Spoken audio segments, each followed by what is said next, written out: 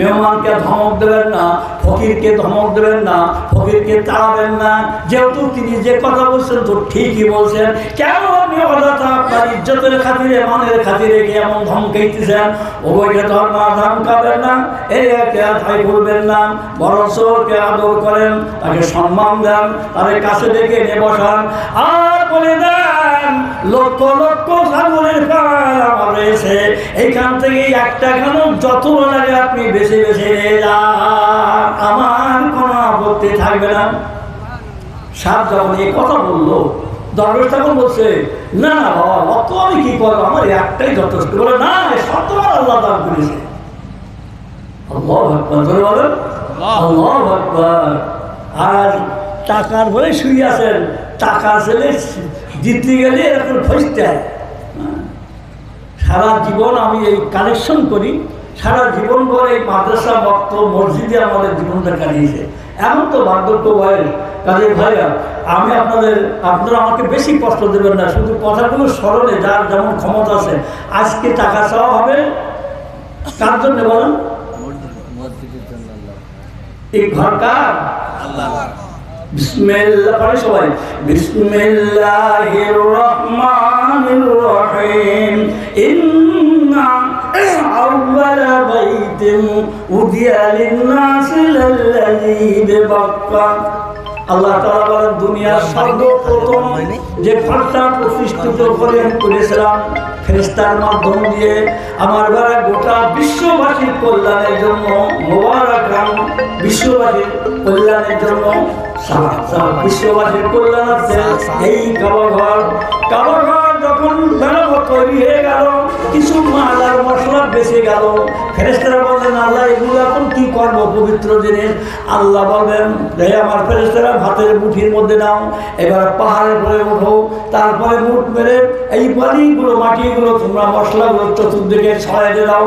চতুর্দিকে যখন ছড়িয়ে দেওয়া হয়ে গেল, বাতাসে ঠেলে নিয়ে এইবার বিভিন্ন অঞ্চলে নিয়ে যাওয়া হলো। আল্লাহ হুকুম দিলেন, বাতাস পৃথিবীর এক প্রান্ত থেকে অপর প্রান্ত পর্যন্ত এই বালুকণাগুলো ছড়াইতে দাও। বাস উড়িয়ে উড়িয়ে যেতে লাগলো, আর বালিকণা ধরে ধরে পড়তে লাগলো। যে লাঠিতে যে জায়গায় এই এই এই কাবা ঘরের উচ্ছিষ্ট এই মানে মশলার কণা পড়েছে, ঠিক সেই জায়গায় কিয়ামত পর্যন্ত আল্লাহ তাআলা একটা করে আল্লাহর ঘর কবুল করেছেন। জোরে বলেন আলহামদুলিল্লাহ। বড় সৌভাগ্য আজকে এই উত্তর বাংলা আপনার ঢালিপাড়া রোড সংলগ্ন, ভোমরা রোড সংলগ্ন এই যে কাবা ঘরের এই ব্রাঞ্চ কাবা, এর অফিস হলো বাইতুল্লাহ, আর এটা হলো ব্রাঞ্চের শাখা। প্রিয় ভাই আমার, এই শাখা কাবা ঘরটা আজকে এই জায়গায় প্রতিষ্ঠিত হয়েছে এই জমির বলে। জোরে একবার বলেন সুবহানাল্লাহ। আল্লাহ মঞ্জুর না করলে এই জায়গা আল্লাহর বাইতুল্লাহ মাটি এখানে না পড়লে এখানে মসজিদ ঘর কোনো হতে জানে না। তাই যার জমির বলে বলছেন তাও মরকবাদ, যাদের চেষ্টা প্রচেষ্টায় যাদের মানে উপদেশে এই ঘর তৈরি পরামর্শ হয়েছিল তারাও ধন্যবাদ। আজকে যারা এই মহল্লায় আছেন তারাও ধন্যবাদ। আল্লাহ তাআলার ঘর এটা আর কারো ঘর না। আর আজকের এই মাহফিলে যে টাকাটা চাওয়া হবে, এটাও কার ঘরের জন্যে? আল্লাহর ঘর। আল্লাহর মাদ্রাসার জন্য দান চায়, ভিত্তি করি আগে কত রকমের দান চায়। আজকে সরাসরি আল্লাহর ঘরের জন্য আল্লাহই দান চাচ্ছে, আমি চাচ্ছি না। আল্লাহ তাআলা বলেন, দুনিয়ার মানুষ শোনো, আমি আল্লাহ আমাকে যে এক দেয়, আমি আল্লাহ খুশি তার 10 দেয়। আর যদি মানে বুঝে শুনে আবেগ ভরা মন দিয়ে যদি দেয়, তাহলে আমি যে এখান থেকে 770 দেয়, তারপরে দেয় 700, তারপরে আর যা সামনে দেয় কোনো হিসাব নেই। মাসাল্লাযীনা ইউনফিকুনা আমওয়ালাহুম ফি সাবিলিল্লাহি কামাসালি হাববাতিন আম্বাতাত সাবআ সানাবিলা ফি কুল্লি সুমবাতিন মিআতা হাব্বা ওয়াল্লাহু যুদাইফু লিমান ইয়াশাউ ওয়াল্লাহু ওয়াসিউন আলীম। 1, 10, 70, 700, তারপরে গেবে না হিসাব। কিন্তু আল্লাহ দিয়ে থাকে। জমক ছেলে হয়েছে, একটা ছেলে একটা মেয়ে। ছেলেটা 3 বছর বয়স যখন হয়ে গেল, ওইখান থেকে ধরা যাক। আর মেয়েটার বয়স 3 বছর, ছেলেটার চুল কাটা হয়, মেয়েটার চুল আর কাটতে দেয় না, মায়ের কাটতে দেয় না, বাবা আর কাটে না। এইভাবে মেয়ের বয়স 50 বছর, ছেলের বয়স 50 বছর। এই 50 বছরের মধ্যে ভাইরা হিসাব করবেন, যে চুলগুলো ছেলের মাথার থেকে নেমে গেছে, কেটে ফেলে দেওয়া হয়েছে, সে চুলগুলো যদি ওর মাথায় রাখা হতো, যেমন মেয়েটার মাথায় রাখা হয়েছে, তাহলে তো মসির গাড়ি এক গাড়ি হওয়া উচিত ছিল নাকি? কি বলা? হ্যাঁ, ছেলের মাথার চুল যেমনি কাটে 15 দিন অন্তর ইঞ্চি পরিমাণ চুল পড়ে যায়, মাসে 2 ইঞ্চি 3 ইঞ্চি চুল নেমে যায়। আর ও তো ওই কাটায় 2 ইঞ্চি 3 ইঞ্চি বাড়া উচিত। তাহলে এখন 80 বছর বয়স যার, কি 50 কি 70 বছর বয়স যার, এতদিন যদি ওই মেয়েটার চুল ওইভাবেই বাড়তো, তাহলে ও কি আর চুল চালিয়ে হাঁটতে পারতো? চুল কাটা বন্ধ, কি বলেন, বাড়াও বন্ধ। এ চুল কাটতেছে, এর বাড়তেছে। এটা বাস্তবতার দৃষ্টান্ত। আল্লাহ ঠিক তাই বলেন যে আমি আল্লাহ আমার কাছে যত আসবে আমি বাড়াবো, কমাবো না, আর না দিলে থাকবে ওইভাবে। সোনামণি আমার কলেমা জিকির দেন, লা ইলাহা ইল্লাল্লাহ, লা ইলাহা ইল্লাল্লাহ। বলছিলাম আমার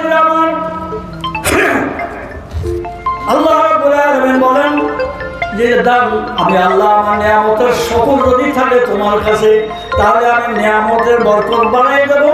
আর যদি অকৃতজ্ঞ হয়ে যাও, তাহলে ক্ষমা রাখবো তোমার জন্য, তোমাদের জন্য এর পরবর্তীতে সুখবর না বরং খারাপ খবর। এখন যে কথাটা বলছিলাম, এই মহিলার কথা শুনেন। মহিলা বলছে, স্বামী হে, মেহমান যে কথাটা বলছে এটা ঠিকই বলছেন, আমরা তো গরিব ছিলাম, আপনি তো অন্ধ ছিলেন, সব কথা স্মরণ করে দিলেন, কাজে ওনাকে অসন্তুষ্ট করবেন না, উনি যা চায় তাই দিয়ে দেন। এবার বলা হলো, যা আপনি যা বলেন তা নিয়ে নেন। মেহমান বলছে আমি নেবো না, বরঞ্চ তুমি বেশি বেশি আমার দাও। এবার প্রতিটা দলের সেরা সেরা খাসিগুলো এনে তার সামনে হাজির করা হলো। মেহজিবরাহিম বলছে, আল্লাহ আমার তো এর প্রয়োজন না, আমি জানি পরীক্ষা আমার শেষ হয়ে গেছে। আল্লাহ কি আর দরকার? আল্লাহ এই মেহমানের ঘরে ওই 2 বকিলে যে সম্পদ আছে সবগুলো এখানে নিয়ে দাও, সুবহানাল্লাহ। আর ওই 2 বকিলের পূর্বে যে অবস্থা ছিল তেমনটা করে দিয়ে দাও। ভাই আমার আল্লাহ এগুলো পারে না, পারে না? বলে আল্লাহ পারে।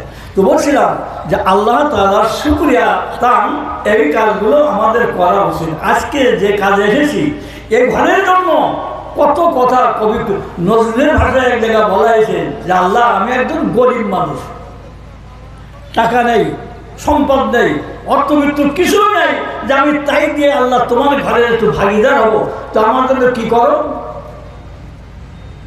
তোমার এই মসজিদেরই ঝাড়ু বরদান হোক আমার হাত, আল্লাহ হোক আমার হাত।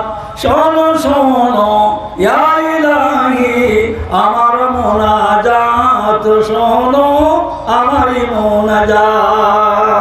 আল্লাহ আমি গরিব মানুষ, আমার টাকা নাই, অর্থ নাই, পয়সা নাই, কিছু নেই, কি আর দিয়ে আমি আল্লাহ তোমারে খুশি করবো? আল্লাহ তাই তোমার কাছে আমার বুক ভরা দাবি, আমার এই যে হাত কানায় আল্লাহ এই মসজিদের খাদয় মেটাবে ছানুদার হিসাবে কবুল করে নিয়ে না। তো ভাইরা আমার, আমি আর দীর্ঘ করবো না কথা, আমার পরে এখন অনেক ভক্ত রয়েছেন। তো বলছিলাম বাবাজিরা, আজকের এই সাহায্য, আজকের এই দান, আজকের যা কিছু আমরা দেবো আল্লাহর জন্য, আল্লাহরে দেওয়া হবে।